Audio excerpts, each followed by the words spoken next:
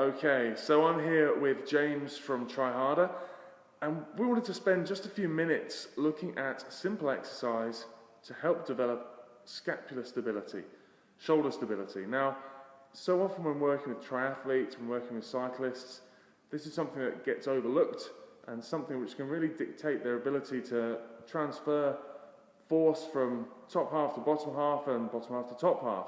The ability to maintain appropriate shoulder position is really important, not only from a force transfer point of view, but from a postural point of view. If we start to get into these postural habits where the shoulder is allowed to sit with poor stability, poor posture, then again we're starting to stress the wrong parts of the body. James, if we get you down into a press-up position, and this is just one of a number of exercises we could use for scapular stability, but this is quite a nice functional dynamic exercise. The important part of this to begin with as setup is to maintain a really strong plank-like position through this whole posture, rather than sinking down. James, to show us a terrible kind of hip sinking type position, yeah, we don't want to see any of that. So back into that straight position. From here, we're not locking the elbows out, but you're keeping straight arms throughout. Okay, that's a big difference between this and a press-up, obviously, not bending the elbow. But as you're now starting here, James, I want you to drop yourself down into the gap made between your two arms.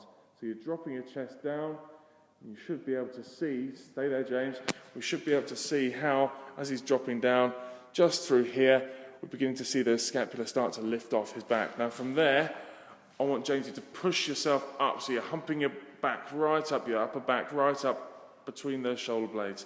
And now you're down again, and now you're up again. Good, so we call this a press-up plus. Obviously it's not a press-up in as much as James isn't bending his elbows and dropping his chest down to the floor.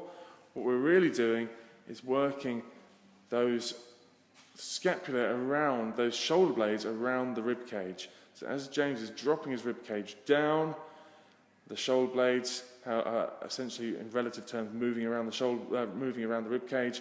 Then as he's humping up, again, he's moving those shoulder blades around the rib cage. Essentially, we're moving the rib cage on static shoulder blades. Now, reversing some of those functions of some of those muscles, particularly a little muscle called serratus anterior, a little muscle around that comes around from the back, around the sides of the rib cage, that really helps hold that shoulder blade down and in place. It's a very innocuous looking exercise, but it starts to build up on you, doesn't it, James?